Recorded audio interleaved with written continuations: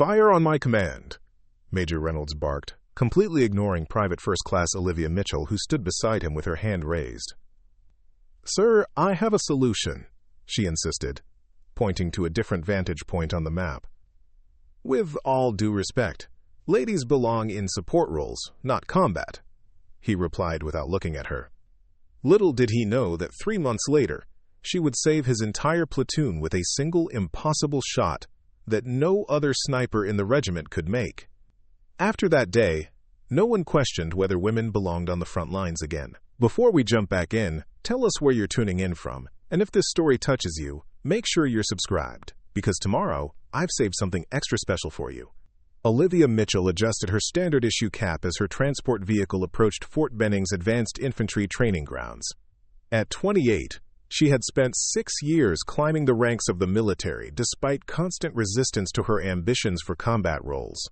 Today's training exercise would precede the biggest deployment announcement of her career, a special operations mission that required the Army's finest marksmen.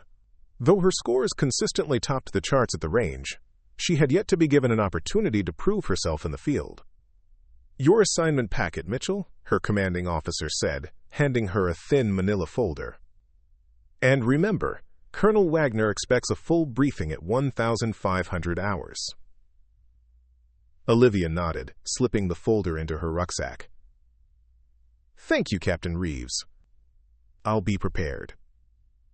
As the driver unloaded the equipment, Olivia checked her phone one last time.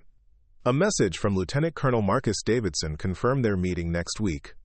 His Special Operations Unit had been requesting the best sharpshooters for an upcoming classified mission in Eastern Europe.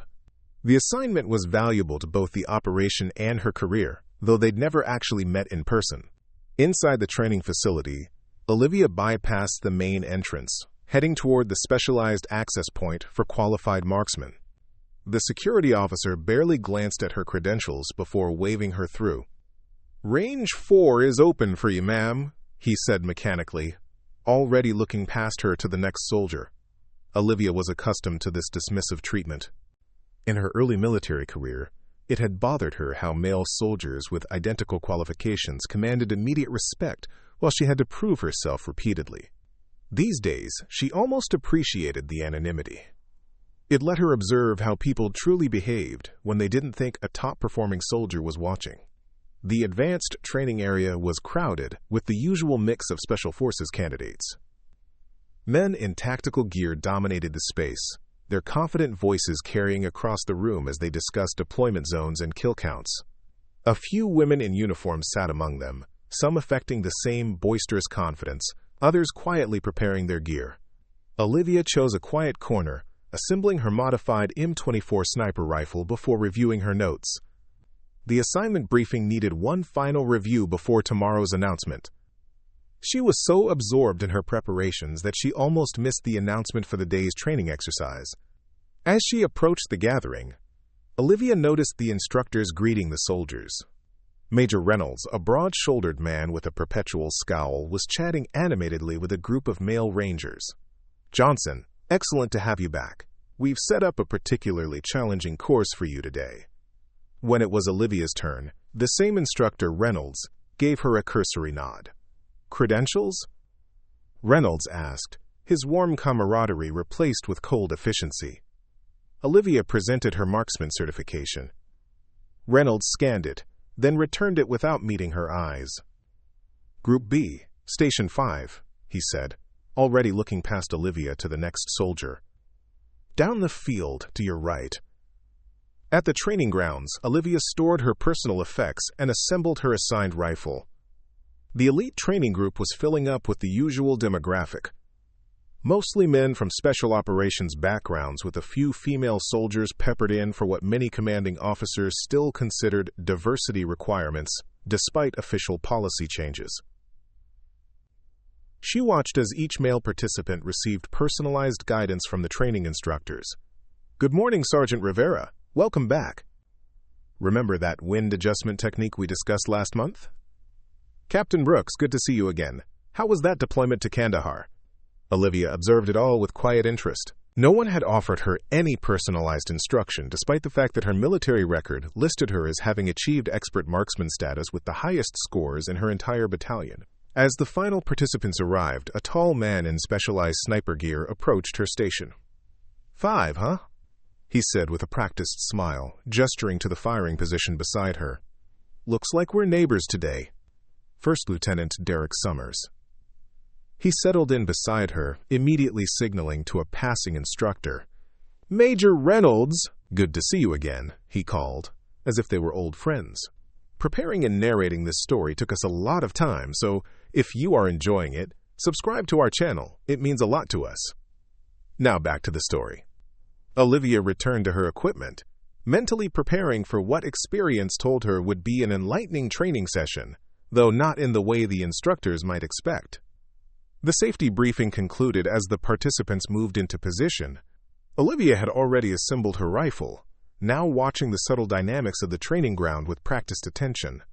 Major Reynolds and another instructor moved through the stations, offering tips to the participants. Here's the scope adjustment you requested, Lieutenant Summers, Reynolds said, presenting a specialized attachment. This should help with those long-distance shots. When he reached Olivia, he simply placed a standard-issue scope on her table without a word, already turning toward the next station. Olivia attached the scope slowly, observing as Reynolds chatted comfortably with a male sniper across the range. It wasn't that she expected special treatment. It was the stark difference in basic professional courtesy that caught her attention. As the training exercise began, Reynolds approached the first station with a tablet in hand. Good morning, gentlemen. Today's challenge involves complex wind calculations, moving targets at varying distances, and simulated hostile conditions. We're evaluating for accuracy, speed, and decision-making under pressure. Olivia listened as the instructor worked his way through the stations, maintaining his attentive approach with each male participant.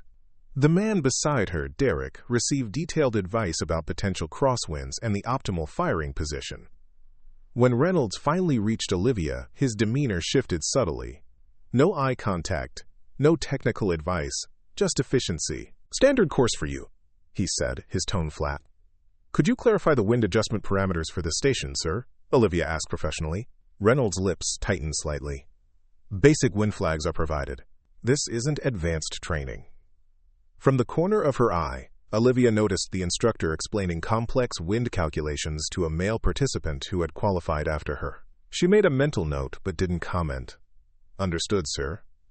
We'll begin shortly, Reynolds said, moving away without acknowledgement. Derek leaned over slightly. First time in advanced training? He asked, his tone conversational but slightly condescending. Not exactly, Olivia replied with a small smile.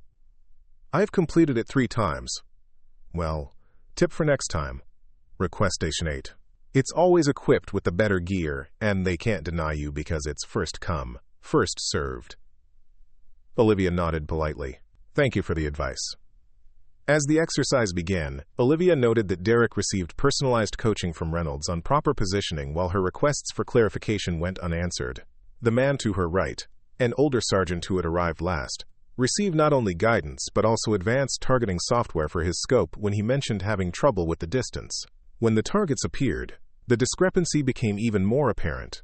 Derek's station featured moving targets at realistic distances with proper environmental factors programmed in.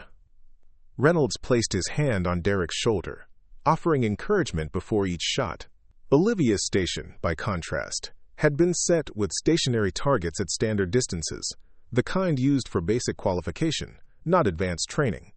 The automated wind simulation was inactive, making her station significantly less challenging than those around her. This isn't the advanced course, Olivia noted calmly when Reynolds passed by.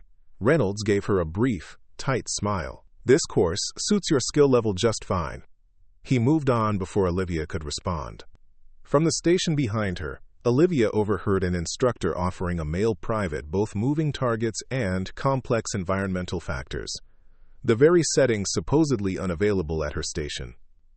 Olivia took out her phone, opened her notes app, and began typing discreetly. This wasn't the first time she'd experienced such treatment during training, but it was certainly the most blatant, and on this particular day, with this particular training session preceding the Special Operations selection, The timing couldn't have been more significant. Olivia adjusted her scope slowly, maintaining her composed demeanor despite the obvious slight. The targets were elementary, nothing like the complex scenarios being presented to the men around her. As she took her first shot, a perfect bullseye, she observed Reynolds attending to Derek with extra attention. "Excellent grouping, Lieutenant Summers. Try adjusting your breathing pattern for the next round." "Thanks, Major," he replied. "These new scopes make all the difference." Reynolds beamed at him before turning away, never acknowledging Olivia's perfect shot beside him. It was as if there were an invisible barrier between stations 5 and 6. Olivia took another shot, continuing her careful documentation on her phone. 20 minutes into the exercise, she noticed the instructors gathered near the equipment tent, Reynolds' voice carrying just enough for her to catch fragments. "Always complaining. Shouldn't be here anyway." A subtle glance showed Reynolds gesturing in her direction while whispering to another instructor. The other officer peeked over, then quickly looked away when he noticed Olivia watching. Derek had struck up a conversation with the soldiers across the range, their voices carrying confidently as they discussed their latest deployments and kill counts. Olivia remained quiet, listening as they exchanged contact information and made plans to meet at the officers' club the following week. "Excuse me," Olivia finally said, raising her hand to signal Reynolds. Her signal remained unacknowledged for nearly 5 minutes before he approached, his expression making clear the interruption was unwelcome. "Yes." His tone was clipped, professional but cold. "My targeting system seems to be malfunctioning," Olivia noted calmly, having observed the sophisticated targeting systems being provided to other participants. Reynolds' smile didn't reach his eyes. "We've run out of replacements. Make do with what you have." Before Olivia could respond, Reynolds was already turning away. As he did, his elbow deliberately knocked against her rifle stand, throwing off her carefully calibrated sighting. "Oh." Reynolds' surprise seemed performative. "I'm sorry about that." He made no move to help realign the weapon, adding, "Let me know if you need anything else," before walking away, leaving Olivia to recalibrate her entire setup. Derek glanced over, offering a perfunctory, "Tough luck," before returning to his conversation across the range. Olivia realigned her sights, adding another note to her phone. She had experienced her share of subtle discrimination throughout her career, but rarely so blatantly. As a woman who had risen from basic training to one of the highest-scoring marksmen in the regiment, she had developed thick skin and a strategic mind. When Captain Reeves passed by a few minutes later, Olivia stopped him with a polite gesture. "Excuse me, sir. Could I please have Major Reynolds' full name and rank for my records?" The man looked surprised but answered professionally. "Major James Reynolds? Training Division Commander? Is there a problem I can help with?" "Not at the moment, Captain. I'd just like to know for my records." His expression shifted to confusion, but he nodded and continued down the range. From her position, Olivia could see Reynolds offering personalized coaching to the male participants, demonstrating advanced techniques that had mysteriously been deemed too complex for her station. When Derek received guidance on a difficult shot, including hands-on assistance with his positioning, Reynolds deliberately avoided looking in Olivia's direction. The message was clear. Some soldiers deserve premium training, and in Reynolds' estimation, Olivia was not among them. Olivia closed her notes app and opened her email instead. She composed a message addressed to her commanding officer. "Captain Reeves, please arrange a meeting with Lieutenant Colonel Davidson's office immediately after training. Priority level, immediate." With that sent, she settled back into position, outwardly calm while her mind worked through the precise steps she would take once they reached the debriefing. Despite the limitations of her equipment and training scenario, each of her shots hit the center of the target with mechanical precision. The remainder of the exercise continued in much the same pattern. When the advanced phase began, Reynolds managed to skip Olivia's station entirely, though he cheerfully offered Derek additional time with the moving targets. When Olivia raised her hand again, a different instructor responded, though his demeanor suggested Reynolds had already spoken to him about the difficult female soldier at Station 5. Olivia requested more challenging targets, receiving them after a considerable delay, though they were still far simpler than those provided to her male counterparts. Rather than calling attention to the error, she simply added it to her growing documentation.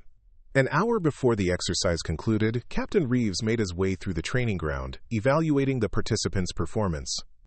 When he reached Olivia, he hesitated, glancing toward the tent where Reynolds was watching. "How are you finding the exercise, Private Mitchell?"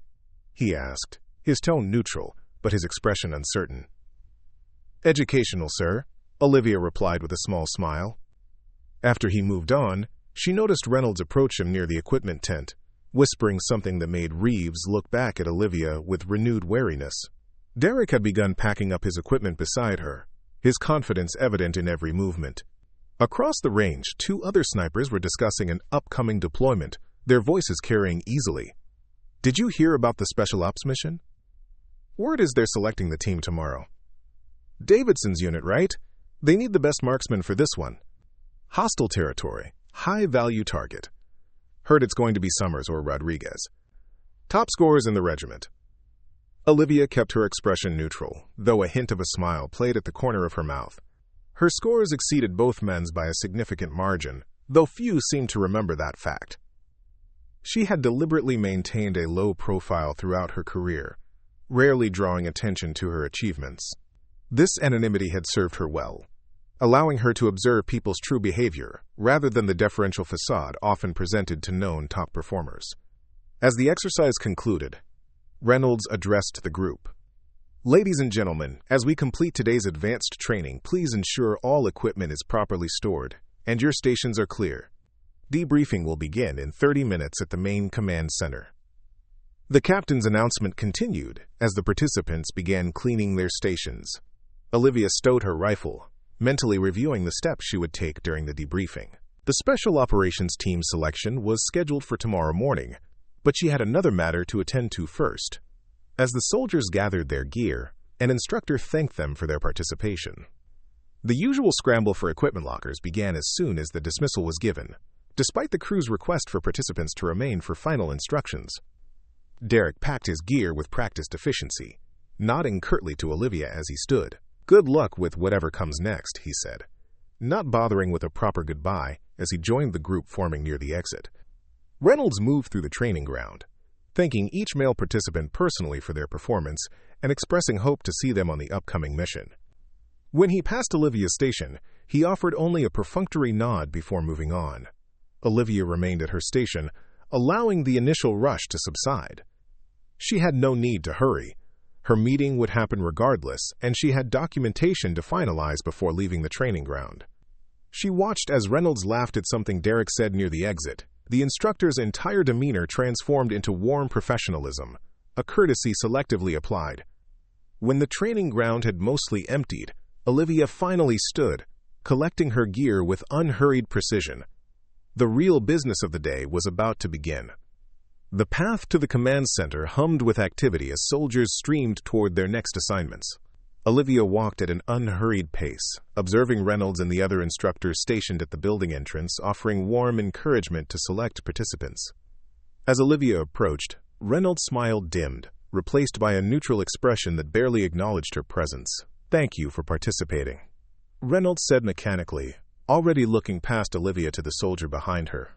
Olivia paused briefly. "I'll be sure to document my experience thoroughly," she said, her tone pleasant but her eyes sharp.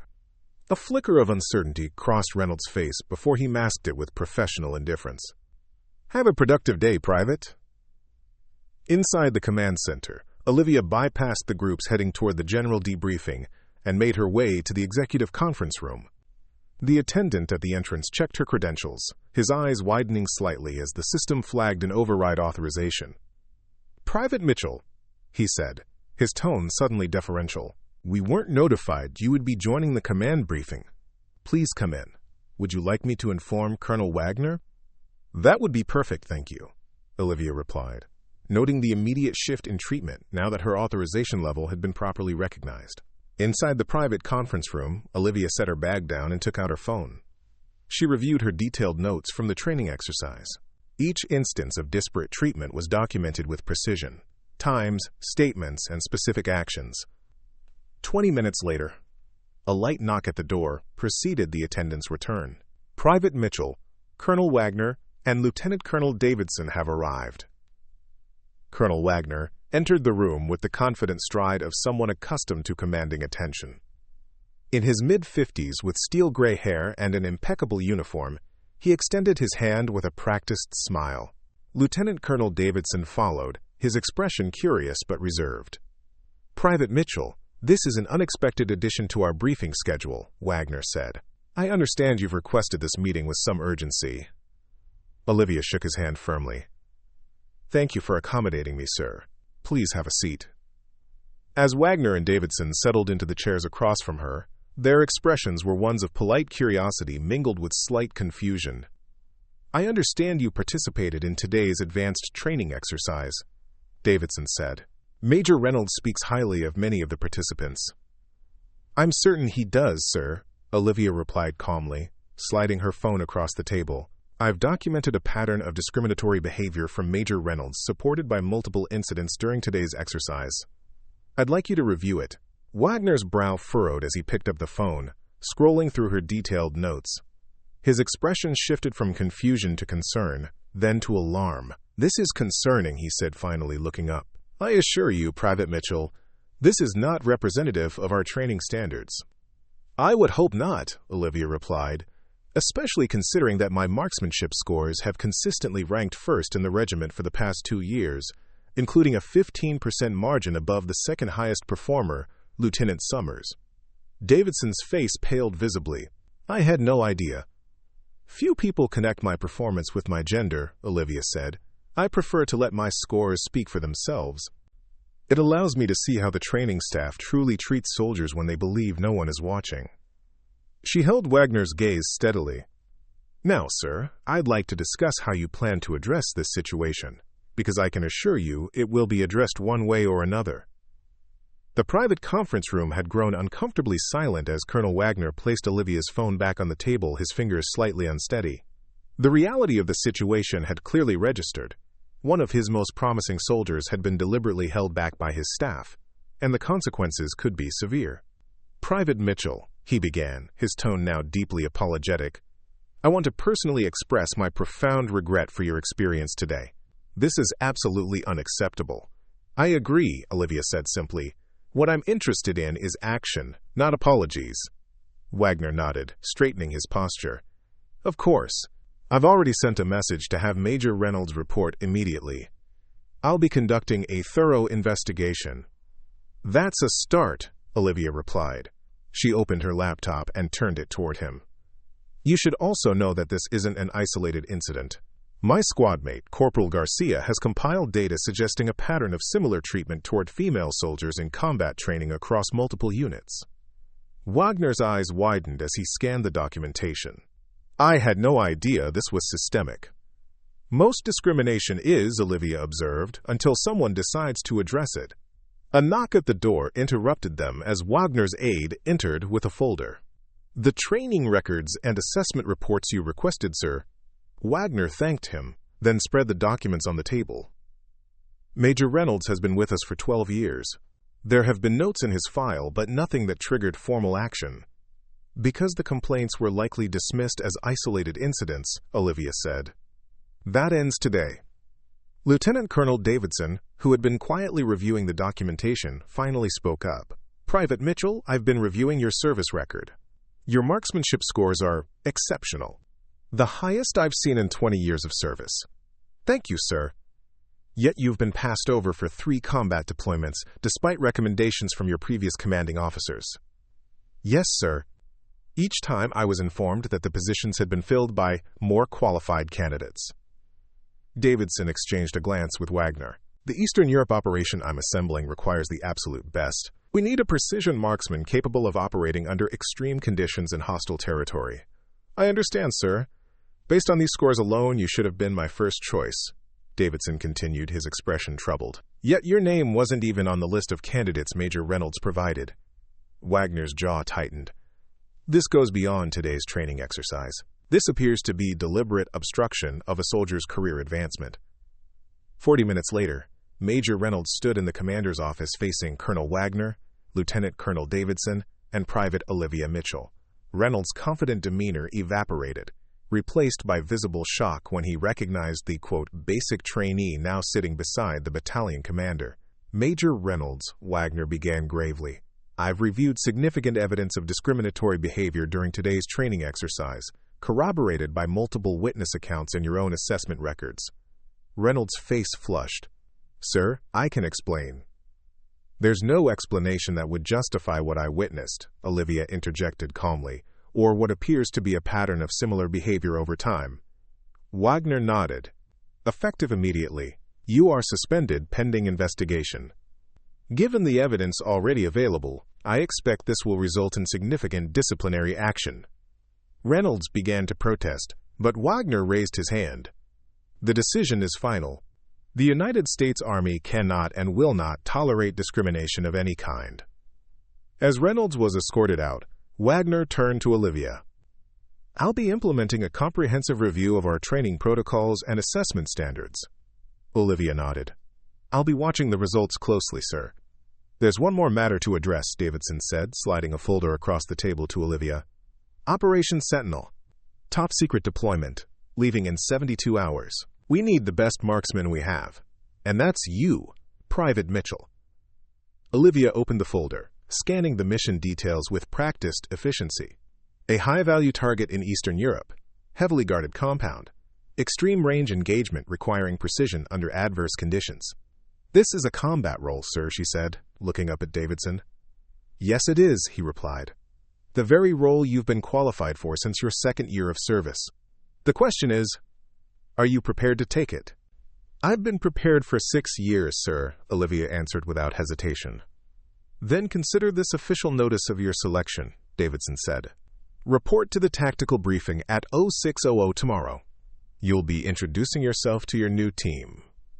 As Olivia exited the command center, she felt a strange mix of vindication and anticipation. The discrimination she'd faced hadn't broken her. It had simply given her more time to perfect her skills. Now she would finally have the opportunity to prove what she had always known, that her gender had nothing to do with her ability to excel in combat. The next morning, Olivia arrived at the tactical briefing room 15 minutes early, her pressed uniform and polished boots reflecting her meticulous attention to detail. She had spent half the night reviewing the operation parameters, memorizing topographical maps and weather patterns for the target location. The room was empty when she arrived, giving her time to prepare her notes and center herself for what was to come. She knew the resistance wouldn't end with Reynolds' suspension. There would be others who questioned her place on this elite team, others she would need to prove herself to. The door opened as the rest of the team began to file in. Lieutenant Summers entered first, followed by 4 other male soldiers, all specialists in various tactical operations. Their conversation died as they noticed Olivia seated at the table. Mitchell? Summers looked confused. I think you're in the wrong briefing. She's exactly where she belongs, Lieutenant, Davidson said, entering behind them. Private Mitchell will be joining Operation Sentinel as our primary marksman. The men exchanged glances, their skepticism poorly concealed. With all due respect, sir, Summers began, this is a high-risk combat operation. We need experienced. Experienced what, Lieutenant? Combat veterans? Davidson interrupted. Like Private Mitchell, who held off 3 insurgents during the embassy evacuation in Sudan, while providing medical aid to 2 wounded civilians. Summers fell silent. Or perhaps you meant experienced marksmen? Davidson continued. Private Mitchell's longest confirmed training shot is 1,250 meters in 35 miles per hour crosswinds. Would you care to share your personal best with the team, Lieutenant? Summers' jaw tightened. 950 meters, sir. Then I suggest we focus on the mission, rather than questioning the qualifications of the most skilled marksman in this regiment, Davidson concluded. Now let's begin. The briefing proceeded with cold efficiency. Operation Sentinel targeted a terrorist cell leader responsible for recent attacks on Allied forces. Intelligence had confirmed his location at a fortified compound in a remote mountainous region. The mission required a precision strike from extreme distance, followed by rapid extraction before enemy forces could respond. The target will be exposed for approximately 45 seconds during a daily security inspection, Davidson explained, pointing to satellite imagery. The shot will need to be taken from this ridge, approximately 1,100 meters from the target. Weather conditions? Olivia asked, studying the topographical display. Unpredictable? Historical data suggests wind speeds between 20 to 40 miles per hour with possible precipitation. Temperature ranging from 30 to 45 degrees Fahrenheit at the time of operation. Olivia nodded, making calculations in her notebook. Elevation change is significant. What's our intelligence on the target's routine? Any variation in timing or positioning? Davidson looked impressed by the question.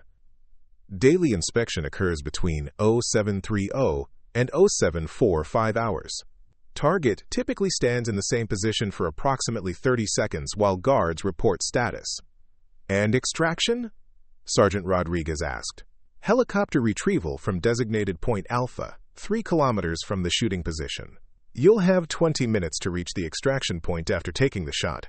The briefing continued for another hour, covering contingencies, communication protocols, and equipment specifications. Throughout, Olivia remained focused and professional, asking pertinent questions that demonstrated her tactical understanding. By the end, even Summers seemed less hostile, though far from accepting. As the team dispersed to begin preparation, Davidson held Olivia back. They'll come around, he said quietly. With respect, sir, I don't need them to come around, Olivia replied. I just need them to do their jobs while I do mine. Davidson nodded, a hint of a smile crossing his face. 72 hours, Mitchell. Be ready. I've been ready for 6 years, sir. The next 3 days passed in a blur of preparation. Olivia spent hours at the range, adjusting her rifle and practicing under simulated conditions. The quartermaster had provided her with the latest model sniper rifle, a weapon she had trained with but never deployed. The night before deployment, as she made final adjustments to her equipment, Lieutenant Summers approached her station. Mitchell, he said, his tone neutral. Got a minute? Olivia looked up from her rifle. Of course, Lieutenant. Summers hesitated, clearly uncomfortable. Look, I may have been hasty in my judgment yesterday. You were following the same patterns you've observed throughout your career, Olivia replied evenly. It's not personal. Still, he shifted his weight, that shot tomorrow, it's going to be nearly impossible under those conditions. No such thing as an impossible shot, Lieutenant. Just improbable ones. Summers nodded slowly. For what it's worth, I reviewed your qualification scores. They're impressive. Thank you. Just don't miss tomorrow. We all need to get home safely. I don't miss, Lieutenant, Olivia said, returning to her rifle. That's why I'm here. As Summers walked away, Olivia allowed herself a small smile. It wasn't acceptance, not yet, but it was the beginning of respect. In her experience, that was all she needed. An opportunity to prove herself through actions rather than words.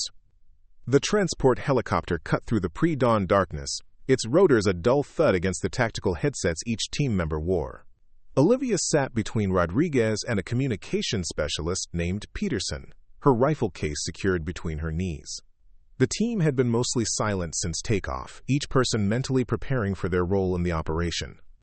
20 minutes to drop point, the pilot's voice crackled through their headsets. Olivia checked her watch, then the small weather meter attached to her vest. The conditions would be challenging. Early reports indicated stronger winds than anticipated, and a light freezing rain had begun to fall. Weather's turning, Summers said from across the helicopter. Might need to abort if it gets worse.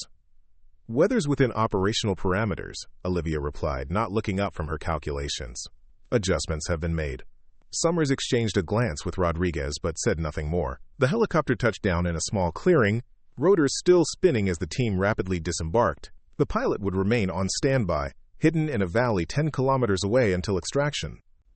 Move out, Summers ordered, taking point as they began their trek through the dense forest. The journey to the shooting position took nearly 3 hours, navigating steep terrain in near darkness. Olivia moved with quiet efficiency, her rifle case and tactical gear seemingly weightless as she kept pace with the men. Not once did she complain or ask for assistance, even when crossing a particularly treacherous ravine that had Rodriguez cursing under his breath. As dawn began to break, they reached the ridge overlooking the compound. Summers signaled for them to take cover among the rocks and sparse vegetation. Target location confirmed, Peterson whispered, checking the thermal imaging equipment. Movement inside the main building. Mitchell, set up here, Summers directed, indicating a slightly elevated position with a clear line of sight to the compound. Olivia nodded, already unpacking her rifle and assembling it with practiced precision. Each component locked into place with satisfying clicks as she prepared the weapon. The custom scope, specially calibrated for extreme distances, was her final addition. Winds gusting to 45 miles per hour, Rodriguez noted, checking his instruments. Temperature dropping. Noted, Olivia replied calmly, making minute adjustments to her scope. You sure you can make this shot? Summers asked, the doubt evident in his voice. Even master snipers would struggle in these conditions. Olivia didn't look up from her preparations. I've calculated for wind speed, temperature, humidity, Coriolis effect, and the curvature of the Earth. The shot is difficult but achievable. If you miss, we're all compromised, Summers pressed. Maybe I should. Lieutenant, Olivia interrupted, her voice quiet but firm. I understand your concern, but this is why I'm here. Trust me to do my job. Before Summers could respond, Peterson's voice cut in urgently. Movement at the compound. Target is emerging for inspection. All attention shifted to the compound below. Through her scope, Olivia could see the terrorist leader emerging from the main building, flanked by guards. He moved with the confidence of someone who believed himself untouchable, stopping at predetermined points to receive reports from his security team. Range to target, 1,180 meters? Olivia murmured, making a final adjustment to her scope. Wind correction applied. The freezing rain had intensified, drops striking her face as she maintained her focus. The crosshairs settled on the target, compensating for the substantial distance and environmental factors. Take the shot, Summers ordered, tension evident in his voice. Olivia remained motionless, her breathing controlled and rhythmic. Not yet. He's not in position. Seconds ticked by, feeling like hours to the team watching with bated breath. The target moved methodically through his inspection routine, approaching the final checkpoint. Mitchell, if you don't take the shot now, we'll lose our window, Summers hissed. Trust me, Olivia whispered, her eye never leaving the scope.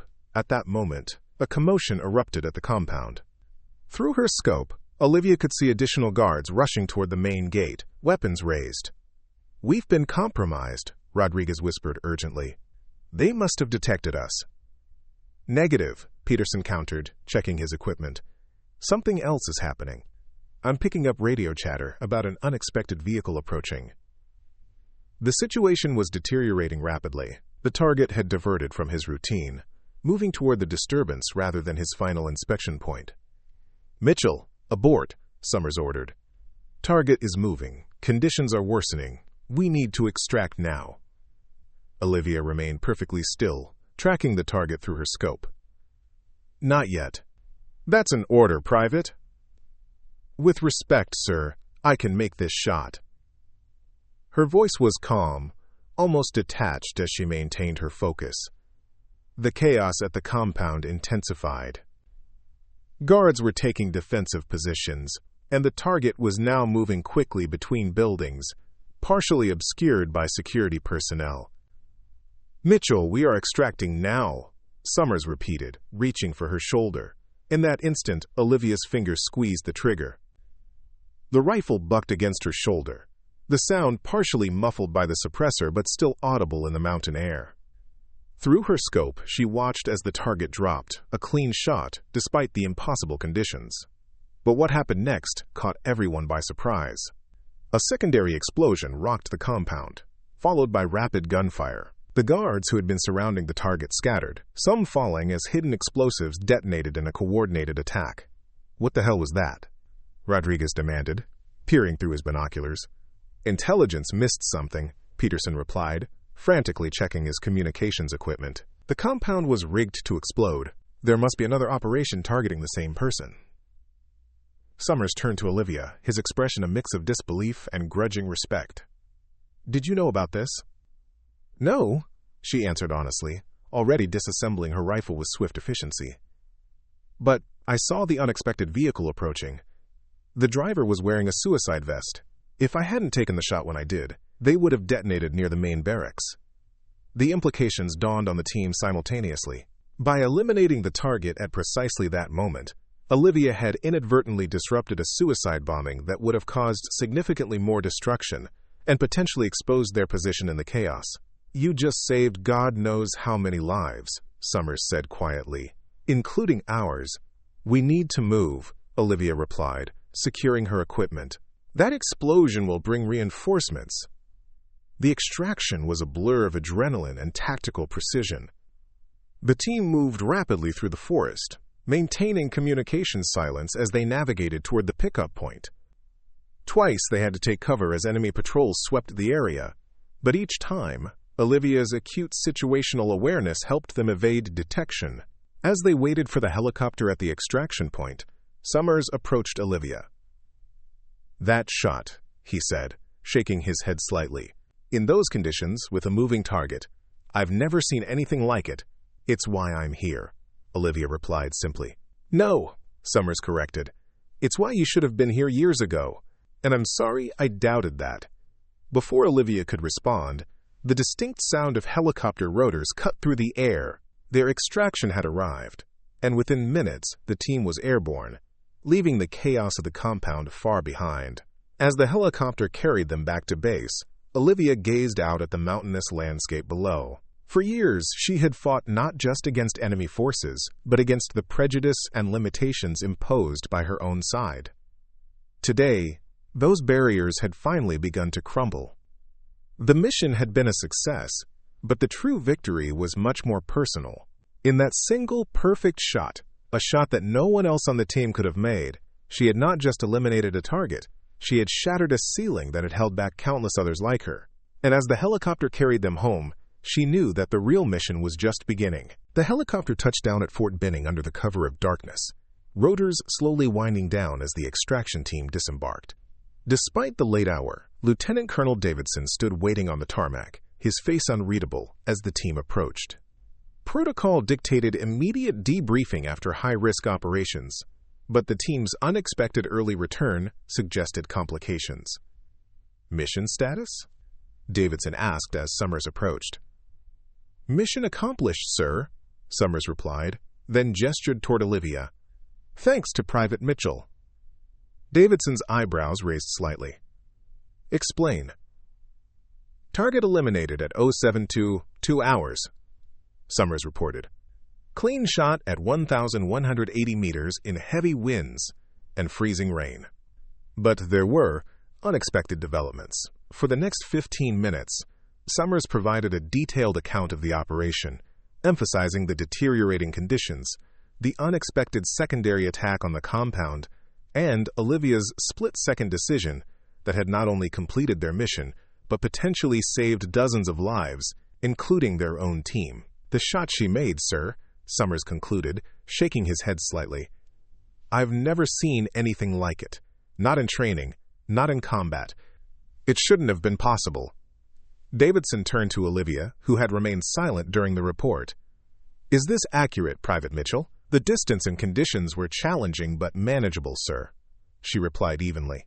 I calculated for all variables and executed as trained. A hint of a smile crossed Davidson's face. Modest as well as skilled. That's a rare combination. He addressed the entire team. Full debriefing at 0800 hours. Get some rest, you've earned it. As the team dispersed, Davidson held Olivia back. Walk with me, Private. They moved away from the helicopter, the sound of their boots on concrete echoing in the night air. Colonel Wagner and I had an interesting conversation after you left, Davidson said. Your documentation on discriminatory practices has opened quite a few eyes. It seems Major Reynolds wasn't the only one creating barriers for female combat specialists. I'm not surprised, sir. Neither am I, unfortunately. Davidson stopped walking, turning to face her directly. What does surprise me is that despite these obstacles, you've maintained not only proficiency but excellence. Your personnel file shows no complaints, no grievances filed, just consistent performance above and beyond requirements. Complaining wouldn't have changed anything, sir.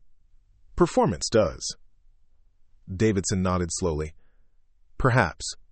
But silence allows problems to persist. Your documentation may accomplish more for equality in combat roles than 100 policy reviews. That wasn't my primary motivation, sir. No? Then what was? Olivia considered her answer carefully. I wanted to serve in the capacity I'm best suited for. Nothing more. Nothing less. Well, after today's demonstration, I think we can agree on what that capacity is.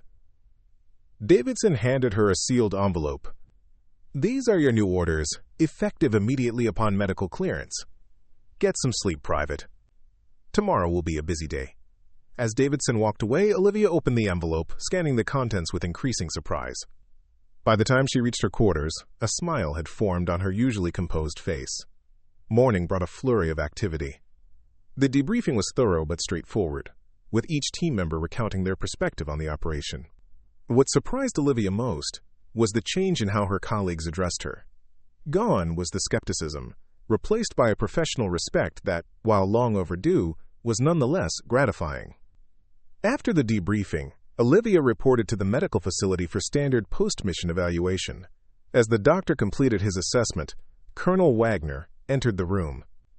"Private Mitchell," he greeted her with a nod. "How are you feeling?"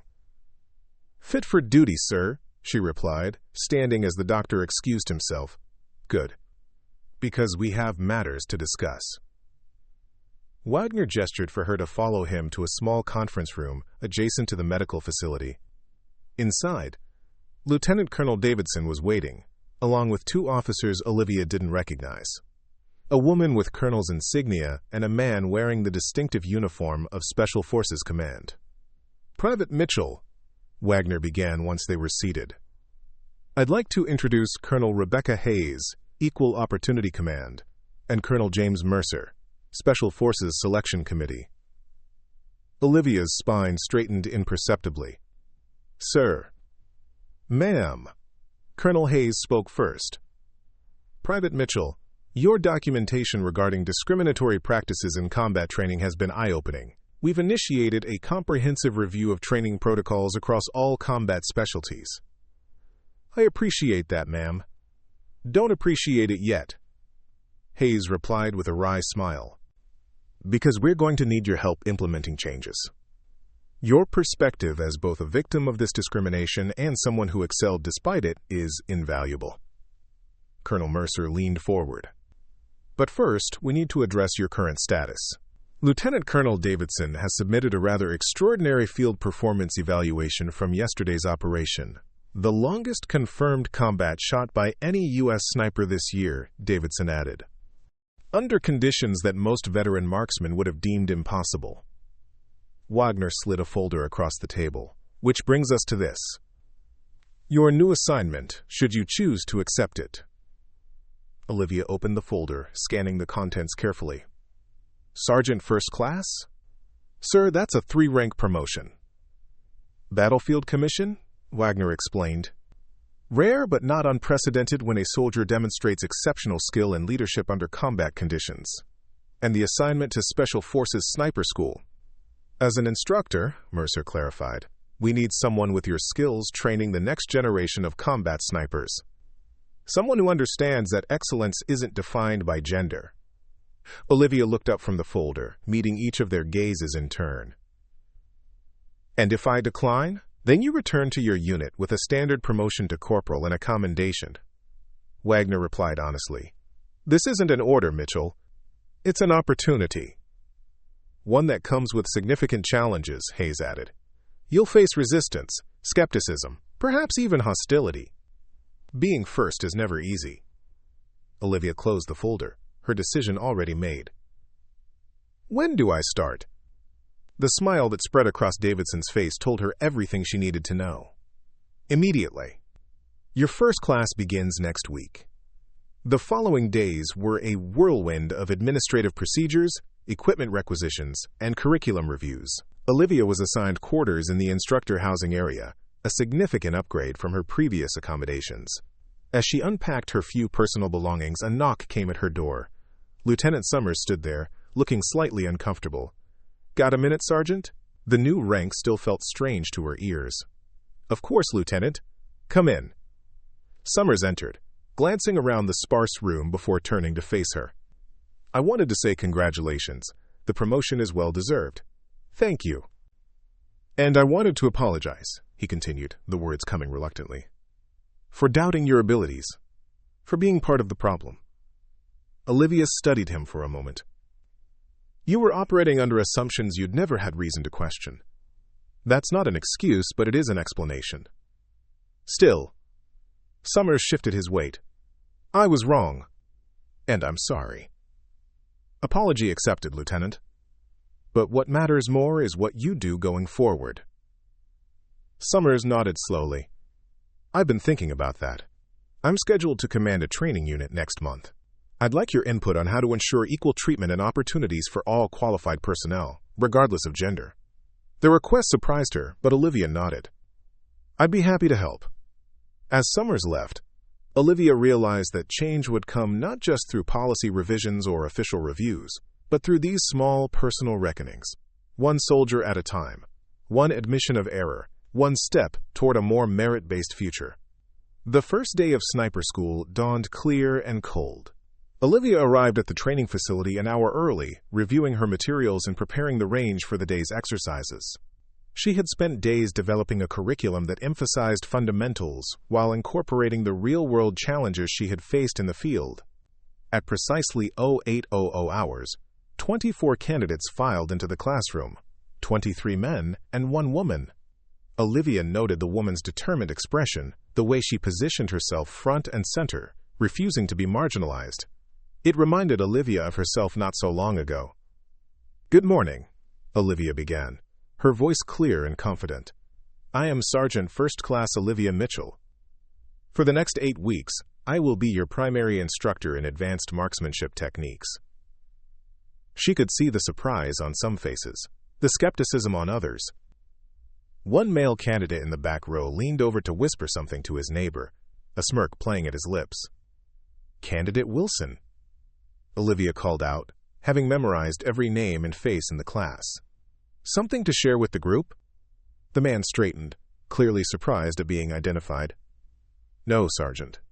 Excellent. Because while I welcome questions about marksmanship, I have zero tolerance for distractions. She picked up a folder from her desk. Before we begin, I'd like to address the question I know many of you are asking yourselves. What qualifies me to train elite snipers?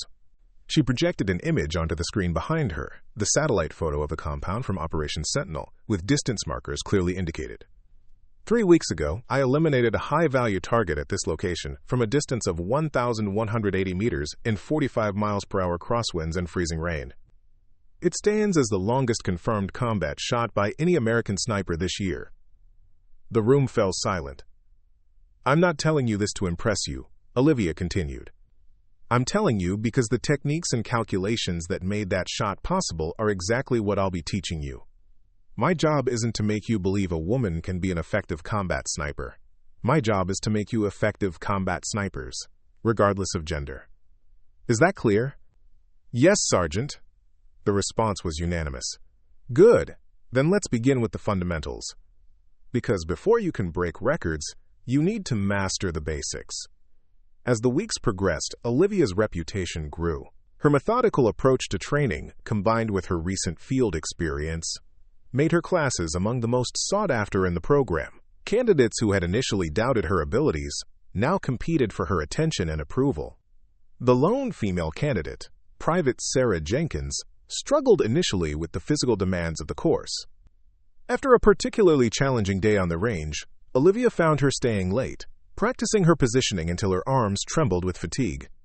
You're overcompensating, Olivia observed, startling Jenkins. Sergeant! I was just trying to improve my stability. By forcing it, Olivia moved closer, adjusting Jenkins' position slightly. You're trying to mimic the male candidate's stance. But your center of gravity is different. Work with your body, not against it. Jenkins repositioned as directed, immediately feeling the difference. That's much better. We're built differently, Olivia said simply. That's not a disadvantage.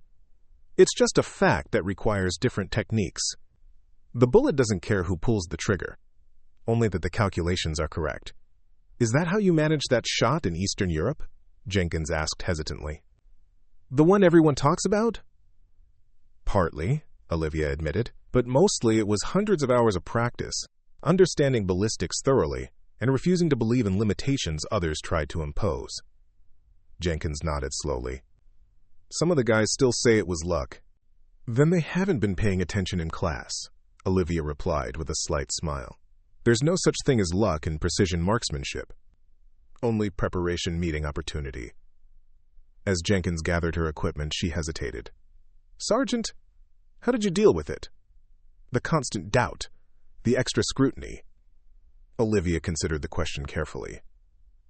I focused on being so good they couldn't ignore me, but I also documented everything, every slight, every unequal treatment, every lowered expectation. Because changing the system requires both excellence and evidence. Like a sniper, Jenkins observed. Patience and precision. Exactly like that, Olivia agreed. Now go get some rest. Tomorrow's challenges will require both. The following week brought visitors to the training facility, Colonel Wagner, accompanied by several high-ranking officers from various branches. They observed silently as Olivia ran her class through a complex distance shooting exercise, noting the respectful interaction between instructor and candidates. After the session, Wagner approached Olivia as the candidates moved to their next station. Impressive work, Sergeant Mitchell, he said. Your class's preliminary scores are significantly higher than previous cohorts at this stage. Thank you, sir. They're a motivated group. Indeed.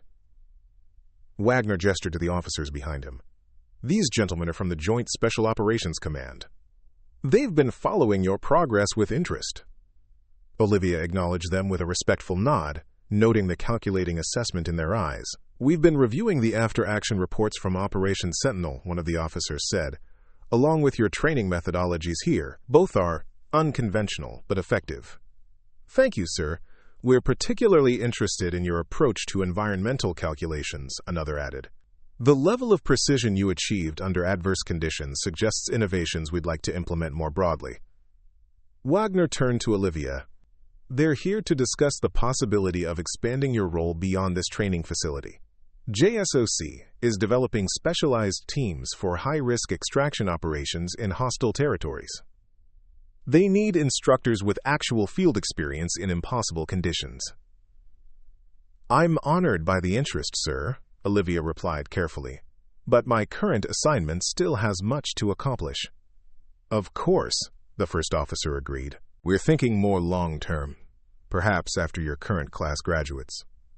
As the officers departed, Wagner remained behind. You've started something significant here, Mitchell. Far beyond that shot in Eastern Europe. Sir? 3 more female candidates have been approved for the next sniper school cohort. Applications from qualified women for combat specialties have increased 40% program-wide.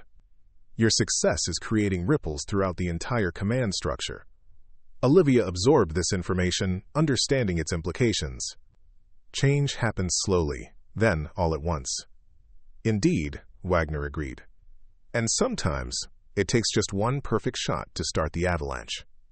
The final week of training brought the most challenging test, a simulated combat scenario requiring candidates to navigate difficult terrain, remain undetected, and make precision shots under adverse conditions. Olivia had designed the course herself, incorporating elements from her own field experiences. As she observed from a command position, she could see the results of her training methodology. Each candidate moved with disciplined precision, applying the techniques she had drilled into them over the previous weeks. When Jenkins successfully executed a particularly difficult shot that several male candidates had missed, Olivia felt a quiet pride that went beyond simple instruction. After the final evaluation, Olivia gathered the class for one last address. Over these 8 weeks, you've transformed from qualified marksmen into elite snipers. You've learned that precision isn't just about aim. It's about calculation, patience, and absolute focus. She looked at each face in turn, noting how different they appeared from that first day. More confident, more serious, more capable. Some of you came here doubting whether I had anything valuable to teach you. Some of you may still harbor those doubts. That's your prerogative. But the targets don't lie, and neither do your scores. She gestured to the results displayed on the screen behind her. Every candidate had improved significantly, with Jenkins ranking 3rd overall in the final assessments. The enemy won't care about your gender, your background, or your personal beliefs. They'll care only about whether you can make the shot when it matters most. And now, all of you can. After dismissing the class, Olivia found Jenkins waiting behind. "I wanted to thank you, Sergeant," Jenkins said. "Not just for the training, but for showing what's possible." "You did the work," Olivia replied. "I just provided the framework." "It was more than that," Jenkins insisted. "Before you, I had instructors who either treated me like I was made of glass or set impossible standards to prove I didn't belong. You just expected excellence. The same from everyone. Because that's what the job requires." Jenkins nodded, understanding the simple truth in that statement. "I've been assigned to the 75th Ranger Regiment Sniper Section. First woman ever in that position." "They're getting an excellent shot," Olivia said sincerely. "Remember what we discussed about documentation." "Already started my file," Jenkins confirmed with a slight smile. "Patience and precision." As Jenkins left, Olivia began gathering her materials. Her next class would begin in 2 weeks, with 4 female candidates among the roster. The path forward was becoming clearer, not just for her, but for everyone who would follow. That evening, as Olivia reviewed curriculum adjustments for the next cohort, a knock came at her office door. Lieutenant Colonel Davidson entered, carrying a small package. "Evening, Sergeant Mitchell." "Not interrupting, am I?" "Not at all, sir. Just preparing for the next class." Davidson nodded, placing the package on her desk. "This came for you through classified channels. Thought you might want to see it immediately." Curious, Olivia opened the package, finding an official after-action report from an Allied intelligence service, along with a brief handwritten note. "Sergeant Mitchell, final confirmation on Operation Sentinel target. Your shot prevented the detonation of explosives that would have killed 22 local civilians and 17 Allied personnel at a nearby outpost. Thought you should know the full impact of your actions. Davidson." Olivia read the report carefully, her expression remaining composed even as the significance of the information sank in. Her shot had not only eliminated a high-value target, but had prevented what would have been the deadliest attack on Allied forces that year. 39 lives, Davidson said quietly. "That's the difference one person in the right position can make. One person who refused to accept limitations placed on them by others." Olivia looked up from the report. "Thank you for sharing this, sir." "Don't thank me. This isn't just about recognition, Mitchell. It's about legacy."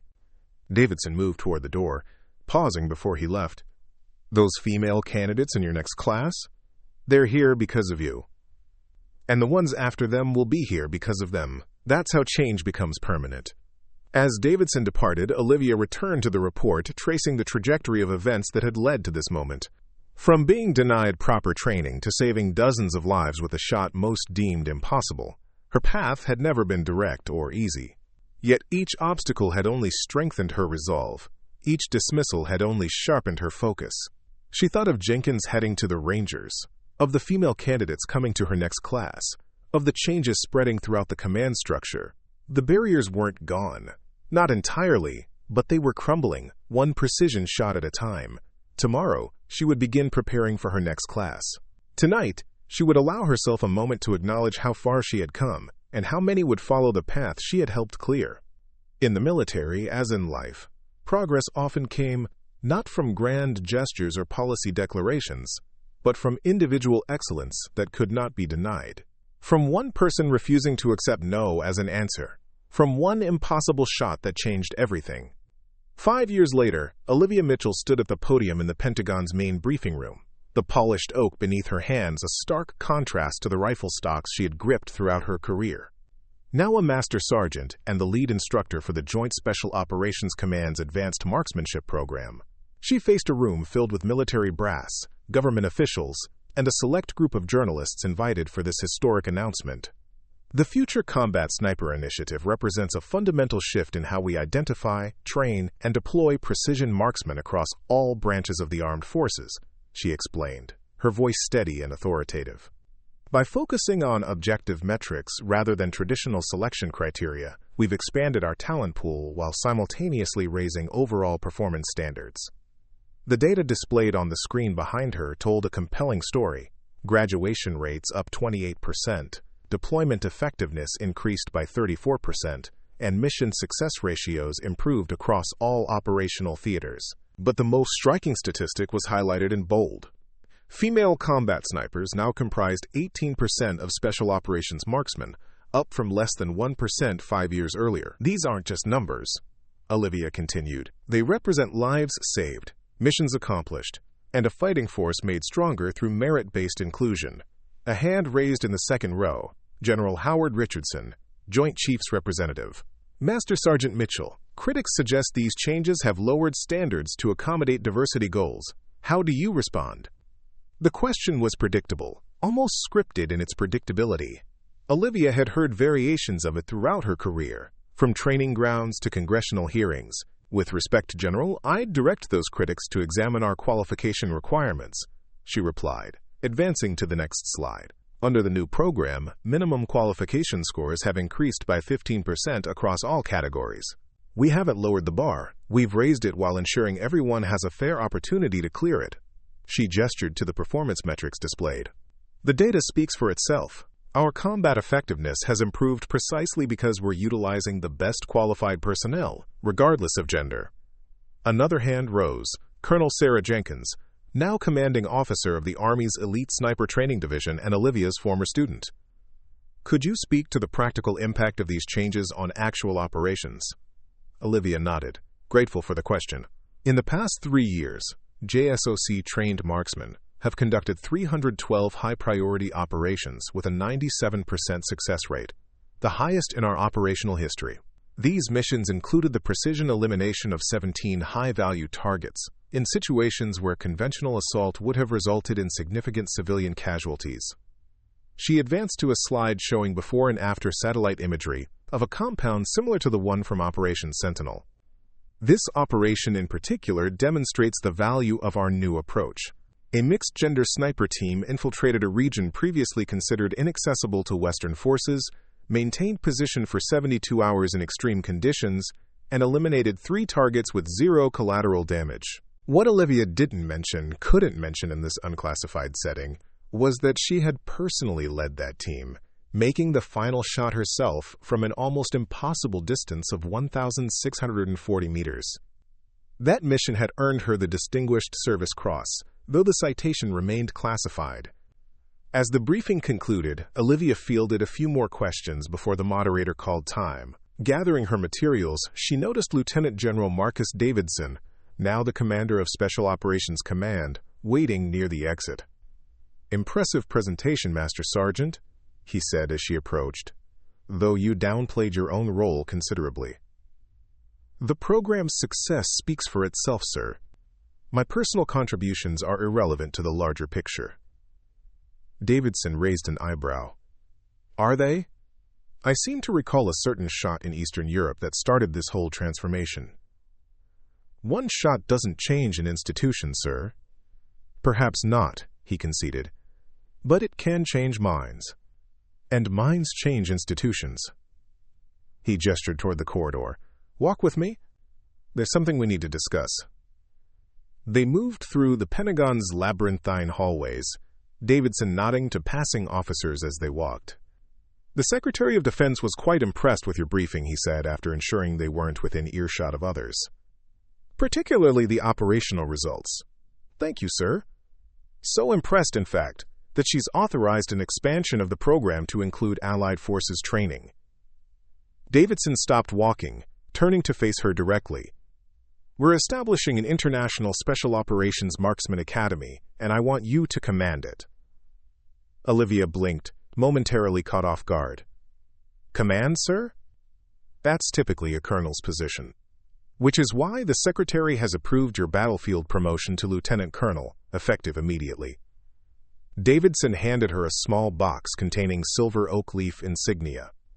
"You've earned this, Mitchell, not just with that shot 5 years ago, but with everything you've built since." Olivia accepted the box, her composure maintained despite the unexpected news. "I'm honored, sir." "And the Academy's location?" "Fort Liberty. You'll have full authority over curriculum development, instructor selection, and operational methodology. The only mandate is results." And the international component? 12 allied nations have already committed to sending their top candidates and instructors. They've seen our success and want to replicate it. Davidson smiled slightly. Though I suspect many are primarily interested in learning how you made that shot in the Carpathian Mountains last year. 1,640 meters in a snowstorm has become something of a legend in sniper circles. Calculation and patience, sir. Nothing more. If you say so. Davidson checked his watch. Your official orders will arrive tomorrow. For now, there's someone else who wanted to speak with you. He gestured toward a small conference room they had stopped beside. Inside, Olivia was surprised to find Major James Reynolds, the instructor who had deliberately sabotaged her training years ago, waiting at the table. I'll leave you to it, Davidson said, closing the door behind her. Reynolds stood as Olivia entered, older now, and notably less confident than she remembered. The disciplinary action following her documentation had effectively ended his career advancement, though he had managed to retain his commission.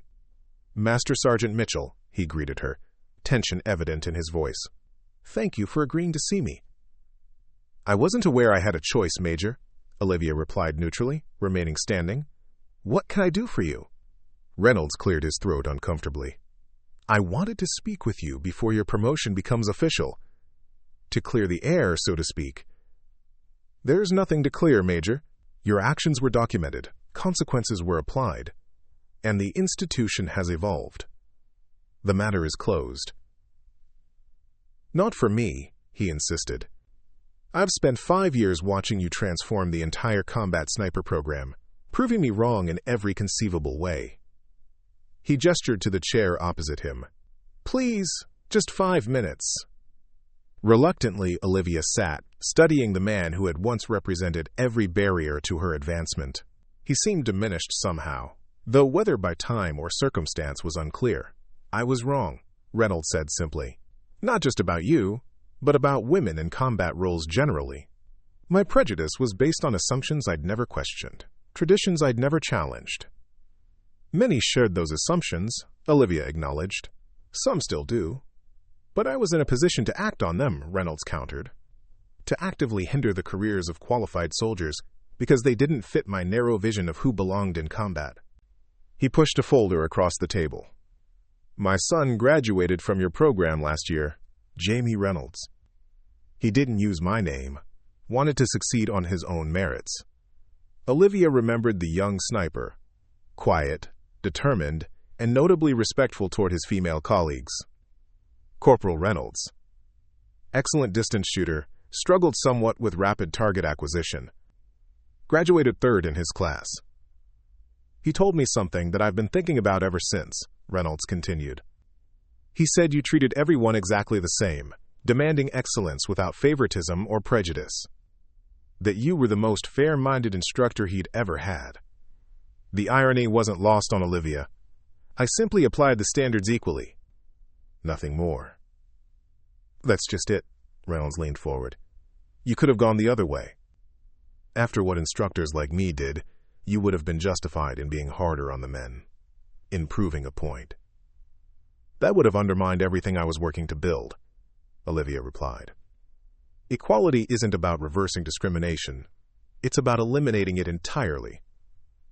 Reynolds nodded slowly. My son is now deployed with a special operations unit. His spotter is a woman, one of your first graduates. He says she's the best partner he could ask for. Jenkins, Olivia guessed. She's commanding the sniper training division now. That's the one. Reynolds hesitated, clearly struggling with what he wanted to say next. I've requested a transfer to your new academy as a basic firearms instructor. I don't expect special consideration, just a chance to be part of something important, to help undo some of the damage I've done. Olivia studied him carefully, looking for any sign of insincerity. Why come to me with this? You could have submitted the transfer request through normal channels. Because I owed you a direct apology, Reynolds answered. And because I wanted you to hear it from me personally, not via some HR form. You deserve that much. The silence stretched between them, 5 years of institutional change condensed into a single, personal moment of reckoning. Submit your transfer request, Olivia said finally. It will be evaluated on its merits, like any other. Relief washed over Reynolds' face. "Thank you, Master Sergeant, or should I say, Lieutenant Colonel. News travels fast. In some circles." Reynolds stood, extending his hand. "Congratulations. It's well-deserved." Olivia accepted the handshake, neither warm nor cold. Professional, equal. As Reynolds departed, she remained seated, contemplating the strange circular journey that had brought them to this point. From being denied proper training to commanding the very institution that would train the next generation, with her former adversary now seeking to serve under her command. Progress, she reflected, often came in unexpected forms.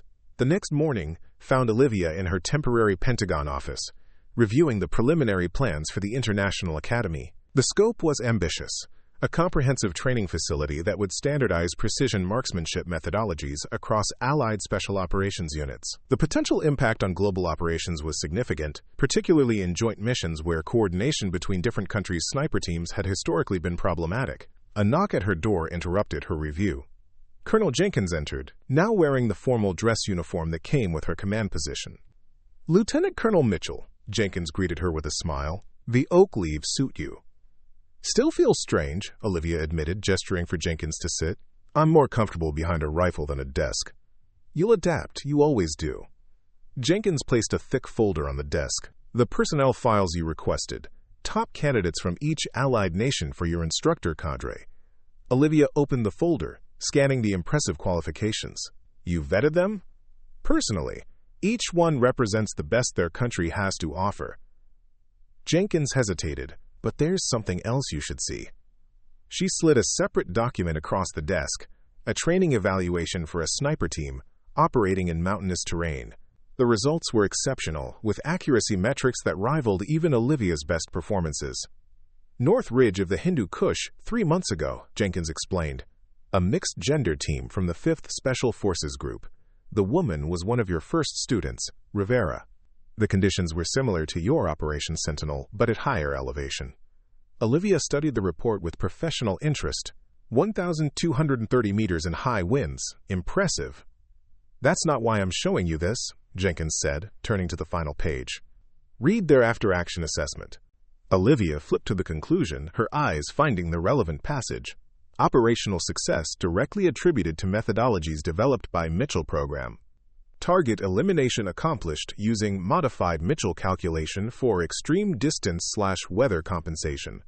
Team credits standardized gender-neutral training protocols for effective partnership dynamics under high-stress conditions." Something tightened in Olivia's chest. Not pride exactly, but a profound sense of validation. She had created something that extended beyond herself, beyond any single shot or mission. A legacy that was saving lives and transforming an institution once resistant to change. "They're naming shooting calculations after you now," Jenkins observed with a slight smile. "Next thing you know, they'll be putting you in the textbooks." "The methodology is what matters, not who developed it," Olivia replied, though she couldn't entirely suppress a hint of satisfaction. "Said like someone who's never had a combat technique named after them," Jenkins teased. "But there's more." She pulled out her phone, pulling up a secure message. "This just came through classified channels. That team in the Hindu Kush? They prevented an attack that would have hit a village of over 300 civilians. No casualties, no collateral damage, just one perfect shot." Olivia nodded slowly, understanding the deeper significance. "One shot can change everything.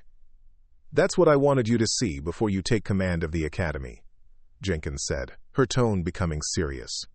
"What you've built goes far beyond training protocols or graduation statistics. You've created a new paradigm that's saving lives across the globe." Before Olivia could respond, her secure phone buzzed with a priority message. "The Secretary of Defense is ready for you," she read, standing and straightening her uniform. "Duty calls." "Always does," Jenkins agreed, rising as well. "By the way, I've been assigned as your deputy commander at the academy. Hope that won't be a problem, having your former student as your second-in-command?" Olivia smiled slightly. "I can think of no one better qualified. The student has become the master." "Hardly," Jenkins laughed. I still can't match your long-distance records. Yet, Olivia corrected her. You can't match them yet. As they walked together toward the secretary's office, Olivia reflected on the journey that had brought them here. From a training ground where she had been deliberately sabotaged to the highest levels of military command, each step had been hard-won through excellence that could not be denied. The secretary's office was imposing wood-paneled walls adorned with historical military photographs and maps of global conflict zones. Secretary Elizabeth Monroe, a former Marine Corps general known for her no-nonsense approach to military reform, stood as they entered. Lieutenant Colonel Mitchell, Colonel Jenkins, she greeted them, dispensing with formalities. I've reviewed your briefing materials. Impressive results. Thank you, Madam Secretary, Olivia replied. I didn't call you here for pleasantries, Monroe continued, gesturing to the situation display dominating one wall. 3 hours ago, we received intelligence about a gathering of high-level terrorist leaders in this compound. She pointed to a location in a remote, mountainous region. Conventional assault would alert them in time to escape. Drone strike would cause unacceptable civilian casualties in the surrounding area. Olivia studied the topographical details, immediately assessing angles, distances, and approach vectors. You need a precision solution. Exactly. Monroe turned to face them directly. The International Academy is approved and will proceed as planned. But your first mission begins now. I need you to assemble a joint strike team, American and Allied snipers, to eliminate these targets simultaneously. Time frame? Jenkins asked. 48 hours until the gathering. Your team needs to be in position 24 hours before that. Olivia's mind was already calculating logistics, personnel requirements, and equipment needs. Permission to select the team personally, Madam Secretary? Granted. You'll have whatever resources you require. Monroe handed them each a classified folder. Full operational details. I need your strike plan in 6 hours. As they left the secretary's office, Jenkins glanced at Olivia.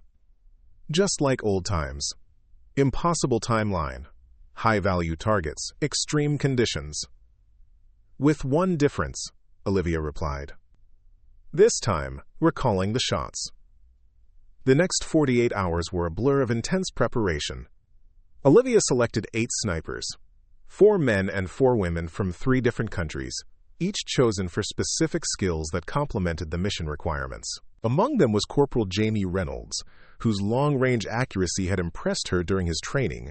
The operational planning was meticulous, with Olivia personally calculating firing solutions for each target position. When questions arose about the extreme distances involved, she silently demonstrated the shots on a specialized range, eliminating any doubts about the mission's feasibility. As the team prepared to deploy, Olivia gathered them for a final briefing. These were the elite of the elite, calm professionals who understood the stakes and the precision required. This mission represents more than a tactical objective, she told them. It demonstrates a new paradigm in special operations, one based on merit, precision, and teamwork that transcends traditional boundaries. She looked at each face, seeing not men and women, but exceptional soldiers united by shared purpose and excellence. Some of you were trained in systems that would have excluded half the people in this room based on gender rather than ability, she continued. Today, you will demonstrate the error of that thinking by executing a mission that would be impossible without every person here. The deployment proceeded with clockwork precision. 2 stealth helicopters delivered the team to their insertion point, from which they navigated treacherous terrain to reach predetermined firing positions surrounding the target compound. Olivia established her command post on a ridge overlooking the operation, maintaining communication with each sniper team while monitoring environmental conditions that could affect their shots. Wind increasing from the northwest, she relayed through the secure channel. Adjust calculations by factor 3. Throughout the night, the teams maintained their positions, enduring freezing temperatures and intermittent precipitation. Not once did anyone complain or question the mission parameters. As dawn approached, intelligence confirmed the targets had arrived at the compound. Olivia transmitted the final authorization code. Sierra teams, you are green for synchronous engagement on my mark. 8 acknowledgements came through her headset. 4 men, 4 women, all professionals ready to execute their mission with precision that would have seemed impossible just years earlier. 3, 2, 1, mark. 8 shots rang out simultaneously, each finding its target with unerring accuracy. Through her high-powered scope, Olivia watched as the operation unfolded exactly as planned. 8 targets eliminated in the same instant, with no collateral damage and no opportunity for escape. All targets confirmed neutralized, she reported through the secure channel. Begin extraction protocol Alpha. As the teams made their way to the extraction point, Olivia remained at her position, scanning the compound for any signs of unexpected activity. Beside her, Jenkins monitored the team's progress through the rugged terrain. "Mission accomplished," Jenkins said quietly, "just like you planned." "Like we planned," Olivia corrected her. "This was a team effort from start to finish." "Still," Jenkins persisted, "none of this would have been possible without that first shot you took 5 years ago. The one everyone said was impossible." Olivia lowered her scope, considering this. Sometimes the most important target isn't the one in your crosshairs. Sometimes it's the barrier that keeps qualified people from reaching their potential. The extraction helicopters appeared on the horizon, right on schedule. As Olivia packed her equipment, she reflected on the journey that had brought her here, from a dismissed trainee to the commander of an elite international unit. The path had never been easy, but each obstacle had only strengthened her resolve. Each dismissal had only sharpened her focus. Back at headquarters, Secretary Monroe personally greeted the returning team. "Outstanding work," she told them, reviewing the preliminary after-action reports. 8 targets, 8 shots, 0 collateral damage. This will save countless lives. As the team dispersed for debriefing, Monroe held Olivia back. "Lieutenant Colonel Mitchell, walk with me." They moved through the secure corridor toward the Situation Room, where senior military leaders had gathered to assess the operation's impact. "You've started something remarkable here," Monroe said as they walked. "Not just a successful mission, but a fundamental shift in how we approach special operations. Merit-based, objective-driven, without artificial limitations. That was always the goal, Madam Secretary, and you've achieved it more thoroughly than anyone expected." Monroe stopped walking, turning to face Olivia directly. "The International Academy is just the beginning. We're restructuring all special operations selection processes based on your model. No more artificial barriers, just objective standards applied equally to all qualified candidates." Olivia absorbed this news, understanding its far-reaching implications. "That will face resistance." "Of course it will," Monroe agreed. "Change always does. But we have something the resistance doesn't." "What's that?" "Results that can't be denied." Monroe gestured toward the Situation Room. 8 perfect shots that saved hundreds of lives. A training methodology that has improved operational outcomes across all theaters. And most importantly, a living example of what happens when we judge soldiers by their abilities rather than their gender. As they entered the Situation Room, conversations quieted. The assembled officers, representing every branch of the military and several allied nations, turned toward them with expressions ranging from respect to curiosity to lingering skepticism. "Ladies and gentlemen," Secretary Monroe announced, "I present Lieutenant Colonel Olivia Mitchell, whose team has just successfully eliminated the entire leadership of the terrorist network we've been tracking for 3 years." The room erupted in applause, led by those who had witnessed the operation's success firsthand. As Olivia stepped forward to brief them on the mission details, she caught sight of her reflection in the polished surface of the presentation screen. The same woman who had once been denied proper training now commanded the respect of the military's highest echelons. One shot had indeed changed everything, not just for her, but for every qualified soldier who would follow the path she had helped clear. In the military, as in life, progress often came not from grand gestures or policy declarations, but from individual excellence that could not be denied. From one person refusing to accept no as an answer. From one impossible shot that started an unstoppable transformation. And as she addressed the assembled leaders, Olivia knew that the true target had never been a distant figure in a compound, but the very barriers that had threatened to limit not just her potential, but the effectiveness of the entire institution she had sworn to serve. That target, at last, had been eliminated. If you enjoyed this story, don't forget to hit the subscribe button and become part of our Everyday Heroes community, where we celebrate quiet strength, real struggles, and unexpected victories. Where are you watching from? Drop a comment below. We love hearing from our amazing viewers around the world. Up next, you've got 2 more standout stories right on your screen. If this one hit the mark, you won't want to pass these up. Just click and check them out. And don't forget to subscribe and turn on the notification bell so you don't miss any upload from us.